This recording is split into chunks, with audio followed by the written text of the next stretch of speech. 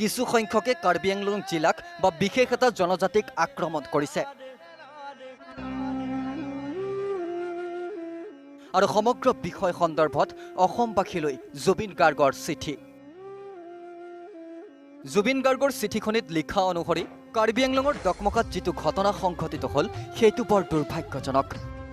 কেনেদৰে আমাৰ মানুহবোৰ অন্ধবিশ্বাসৰ দৰে অযুক্তিকৰ সমস্যাৰ ভাৰাক্ৰান্ত হৈ আছে সেয়া দেখিয়েই চিন্তা হৈছে বিষাদ বেদৰাই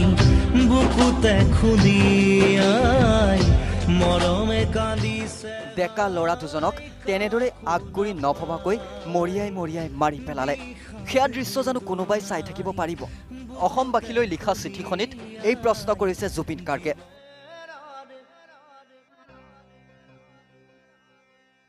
একেদৰেই শিক্ষিত হোৱা মানেই চিন্তা কৰা তথা শক্তি আহৰণ কৰা এনেকুৱা লাগে যেন স্কুল কলেজ খুলি সেই মানুহবোৰক নাম লগোৱাৰ ব্যৱস্থা কৰা হৈছে যদিও কোনোবাই যেন তেওঁলোকক স্বাধীন হোৱাটো বিচৰা নাই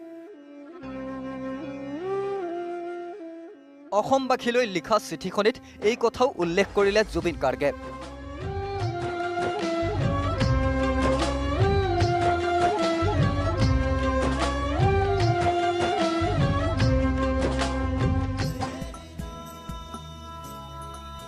একেদৰেই এজন পুলিচ বিষয়াই ভিডিঅ' কৰি চাই থকা দেখিছিলোঁ তেখেতৰ দায়িত্ব কি আছিল জাতি বা ঠাইখনক লৈ কথা নাই মানুহৰ প্ৰতি মানুহৰ ভাল পোৱা ছুটি হৈ আহিছে এই গুৰুত্বপূৰ্ণ কথাটিও নিজৰ চিঠিখনিত লিখিলে জুবিন গাৰ্গে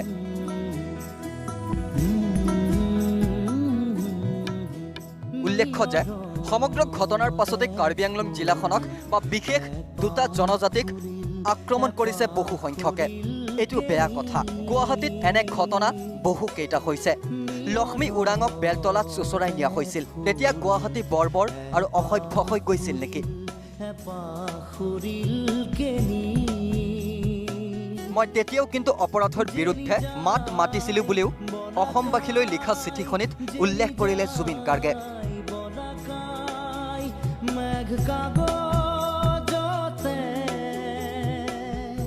তাৎপৰ্যপূৰ্ণ কথাটো হ'ল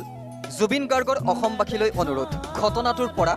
আমি শিক্ষা লওঁ আহক অন্ধবিশ্বাস কুসংস্কাৰ বিভেদৰ ৰাজনীতি এই আটাইবোৰ সমস্যাৰ বিষয়ে চিন্তা কৰিব লাগে আমিবোৰে ৰাস্তা বিচৰাৰ হাবিয়াস নাথাকিলে এনে ৰাস্তাত বহি লাভ নাই বুলিও উল্লেখ কৰিলে জুবিন গাৰ্গে অসমবাসীলৈ লিখা চিঠিখনিত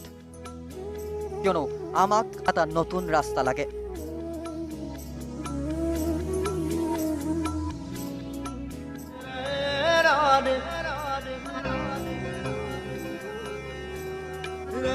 সমগ্ৰ ঘটনা সন্দৰ্ভত ইতিমধ্যে ফেচবুক লাইভৰ জৰিয়তে নিজৰ মনৰ কথাও প্ৰকাশ কৰিছে জুবিন গাৰ্গে